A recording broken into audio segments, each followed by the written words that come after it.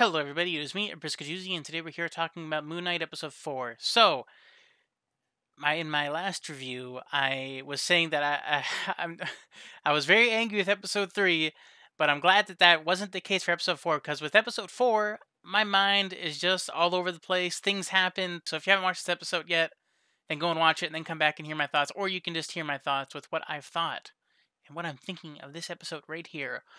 All right, so there was a few moments of this episode where I'm glad that it didn't get stupid like last episode, because there was a moment in this episode where Layla came to realization and she got her feelings validated by the master manipulator himself, Arthur Harrow. Ah, Atem's avatar ascended her mind by validating thoughts that she already had in order to validate them, to get angry at Steven and get angry in turn at Mark, and then having some conflict happen where she could have joined him, but then it seemed like she actually had a brain, so then she was able to not join the bad guy, give him the hand. She's going to go her own path. She's her own person. And there's even a cool moment in this episode where she fights off against this demon thing, because they end up actually getting into the Atem's tomb, and then there's these creatures, these zombie things that they end up fighting off again. Steven ends up hurting one. Who knows if it's the same one that that Layla ends up fighting, but then she ends up getting pulled into darkness as she's trying to go over this chasm. This it definitely reminded me of Tomb Raider. They're just tombing a raid and they're just going down and doing these things. She has to go across this chasm by going around it, by going around on shifty rocks that break off, and then she ends up seeing a hand that comes out of the darkness. That was definitely very scary. And then she ended up getting grabbed and getting shot into darkness. And she ended up coming up again, but then it grabbed her again. And then finally she ended up ripping off one of its arms and then getting away, and then ended up killing it with a flare and then throwing it down into the chasm. She also fell, and I was like, damn, man, she's fighting on a thread. At least Steven or Mark didn't come in and save her. That's what I thought was gonna happen, but I did she is capable, as she's been saying. At least sometimes when people say that they're capable in shows like this, they don't end up being capable, or they're only half capable. At least we see that she is capable. Arthur Harrow ends up seeing this and says, saying, "Oh, you are capable," in a very condescending tone that she ends up reiterating right back at him, before she ends up making her where apparently back in the past, where that the reason why Mark became Khonshu's avatar was because he ended up at a dig site where he ended up getting killed, and then he ends up making a deal with Khonshu. They didn't show the deal part, but they just talked about it. And then apparently Layla's father was there, and then that's the beef that they have going on a little bit, or that's why he's distant. But then I like it how I was thinking about, I've seen this in so many other stories where for some reason the male or the female ends up being friends with the father figure or the mother figure or someone else, but then when they try to go to the person to tell them what happened, they end up not saying anything, and then somehow they end up in a relationship. This happens in so many other series where Mark ended up being in a relationship with Layla because he ended up going to her to try to tell her about the father dying at their thing that they went on when they met. And he ends up not saying anything. They end up becoming close friends with him, I guess, taking over as the father. There's moments where Steven reminds Layla of her father, and then Steven is the exact Steven matches up more with very commonalities between Layla and Steven, because they know the exact same thing, and they're both archaeologists, and then Steven like can say things in order to make Layla feel better, and I guess she reminds him of as her father maybe. There's also parts of this episode where at the beginning of this episode, Steven tells Layla straight up that about him being Khonshu's avatar, but somehow it isn't getting to Layla's mind, or there's not enough communication, like I said in my last episode, where because more communication doesn't happen because the story's happening. If people just talked more and just were able to get everything off the table, then she would understand what's going on. Same thing with Mark saying when she's talking to Layla about him about the father dying, and then saying how he also died. I'm assuming that his partner ended up killing all of them, including Steven, but then he's the only one that ended up surviving and knew what happened because of Khonshu resurrecting him as his avatar. But then other things happen like that. There's also at the beginning of the episode where I was wondering what was going to happen when when Steven lost, or I guess when Mark lost the power of Khonshu, and then he knocked himself out. Apparently he the power of, I guess, whatever power that they were using knocked him out. So then Layla had to carry him away, but then like the truck that was following them ended up getting to them and was shooting at them. But then Layla has to like leave his dead body or like unconscious body on the ground and ends up defeating them by throwing a layer on their gun cases, and an explosion happens. And I was like, wow, that was predictable, because I knew that that was going to happen, because they showed a basic shot of the gun and the ammo, and then it showed her getting flares ready. So it's like predictable, and she ends up defeating them. Steven wakes up and is like, wow. And she's just like, mm. This happened a lot in the last episode, where like Steven and Layla are staring at each other very lovingly and are having a very closer relationship than whenever Mark was having with her, with him keeping the distance. But then Steven doesn't have that distance, and he ends up having a little bit of a thing, and they're doing some more eye flirting and eye fucking, and then they end up kissing. And then and then Mark takes control of Steven's hand and then punches him in the face after the kiss to be like, "Whoa, mate, what you doing to me? What you doing to me, love?" Stevens is like, I don't care. I gotta say, I very love like the difference, like in the like the way that the tones that they're like. I still very much love the accent that Oscar Isaac is using for Steven. It definitely does differentiate their characters a little bit. And then they end up going to the dig site, where it was very confusing, because like you would think that like maybe they were waiting for like Steven and Layla to get to the dig site that the cult leader Ethan Hawke was doing.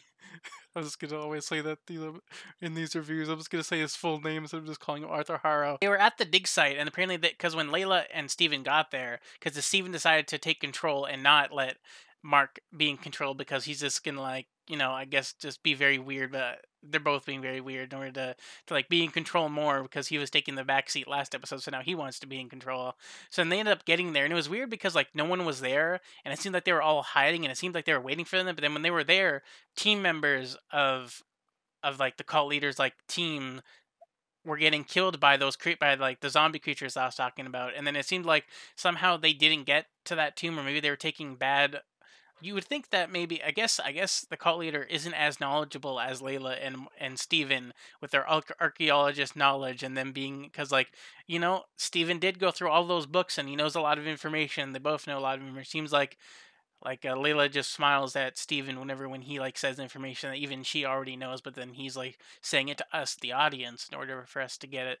So then they end up like going to the tomb. They end up fighting, and then they end up getting to like the tomb that they were looking for with the stars and the constellations. I guess. I guess Atem's tomb was the same thing. I guess it's because they didn't know the exact location, but the star map ended up helping them, because they weren't able to get there because all of the informants from last episode ended up getting killed. So then they didn't have information, so they had to go on that side quest in order to get here.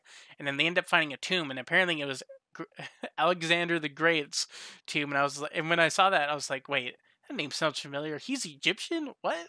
Need to look into this. I didn't know any of this, or maybe he's just the guy that just got that same like, like that like like mummification sort of thing happening, and then he ends up going into it, ends up finding the thing that they were looking for, which I guess was the same thing that happened last episode with Khonshu when he got locked into like a statue. At the beginning of this episode, we saw Khonshu like sealed like a stone statue being placed on like a wall with other statues, and there was like 9 other statues including his. Who knows if off screen there was more than just that, but there's 10 statues there including Khonshu's, so I guess there's a bunch of sealed ones.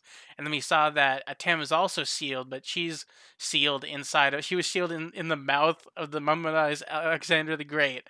Steven and Layla end up having that fight I talked about with like the father stuff, but it seems like they're still on the same side, even with the cult leader trying to get Layla on his side by manipulating her and just getting her to get something that she already thought, but then ended up having the truth come out from someone else, and him talking about how gods are among us, even though that Steven's been. You would think that maybe it's because they're in the world of the MCU that she didn't really realize, because there's already gods among men. There's people with superpowers. I guess she just thought that Steven's suit up, or I guess Mark's suit up, was just some sort of superpower than him being the avatar of some god out there. And then apparently, I guess there must be like a lot of Egyptian gods that like I think I've looked at the list, but with how many were sealed there, I wonder if some of those aren't even like they were just sealed or something like that. And then they end up Layla hides, and then Steven ends up getting Mark and Steven end up getting confronted by by the cult leader and his men, and they're all surrounding him around the tomb trying to get the thing from him. But then he takes like like an Egyptian decorated axe to like fight off against them. And then he just says, "You shouldn't do this because we're surrounding you with guns." And then Stephen Mark ends up taking control and ends up fighting them off. But then you know I guess Atem isn't really not Atem. I guess Ahmed, Ahmed, Ahmed. There we go. That one. I guess Ahmed isn't very, justice worthy because Arthur Harrow just pulls out a pistol, shoots Mark in the chest twice, and then he just falls into water. And he fall. It seemed like he was in like an inch deep water, and the water only went up to like laying in it only covered like somewhat of his face. Like it's not like he was drowning, but then he ended up falling further and further. I was like, oh, and then he ends up his body just goes into darkness into like a spirit realm. And then they go into something that this reminds me of the Mr. Knight run happened a few years ago in the comics, where he ends up like being like very like mentally crazy, and he's in like a mental asylum, and he's like doesn't know what's real and what isn't real, and that if is was his Moon Knight adventures just fake, and was he just in this, did he have everything just planned for him? And he ends up seeing all of like Arthur, like Harrow is like the administrator at this insane asylum, and then all of his men that were like his like I guess mercenaries and followers are now attendants to this place, and then like Layla is just another crazy person in this place, and then like he's just sedated and he's in a wheelchair, and he, he even had that ankle thing that was on his bed, and is trying to make it seem how everything was just in his head this whole time. Very much probably this. I have no idea what dimension he's in from this death, because I guess I don't know, because Mark and Steven were, even though that Khonshu went away, Mark and Steven still existed for a little bit, but then now with this they still both exist. I like it how they're both still there. It's even like when Mark woke up in this insane asylum after getting shot, he ended up like seeing like he was also holding on to like a Moon Knight figure, like an action figure, and apparently they're in this realm in order to trick him. The Stephen Grant persona or like personality that he had was a movie. The administrator of this fake Arthur Harrow is, I cannot say that name. It's just like that movie is pretty great. I can't believe that you think that this Stephen Grant is one of your personalities and it's messing up your head. You're mentally ill. He ends up getting out of the room to like, because he like remembers that even though he's in this realm, this may or may not be the Arthur Harrow that he knows. He ends up running away, saying "Get away from me," and then he ends up leaving the room, defeating the attendants, running away, hiding, and then he ends up finding Steven as another him. So now there's two Oscar Isaacs on screen. I was like, whoa, dude. This is way different from the run, but in their show, it's kind of cool how they both have separate bodies, which would make sense because he is in his mind right now, since I guess he's dead and he's in this sort of realm, and he ends up taking him like out of a sarcophagus in like another insane room. So now there's two of them. Who knows what the attendants are gonna say about this? Maybe they'll like say that he's just crazy, and they'll just ignore the other version of him that's walking around. But I like it how they're differentiating them in different clothes, and then they end up teaming up, and then they go past a room that showed like another person in a sarcophagus, but not on the ground, but standing up, and it was red. It's either that's someone else, or that could be the personality that took over last episode when like Steven and Mark didn't know who took control, and who knows if it was Khonshu or not Khonshu that ended up killing those those guys, those goons that Mark was trying to get information from. Maybe that's another personality that we just haven't seen yet, or it could just be someone else. They end up working together to go and walk away and try to find a way out of this place. And then they end up opening up a door, and then a giant Egyptian hippo comes out. And I thought that I would understand the voice, but it's just, it has just a regular woman's voice just coming out of this giant, big, fat hippo Egyptian lady.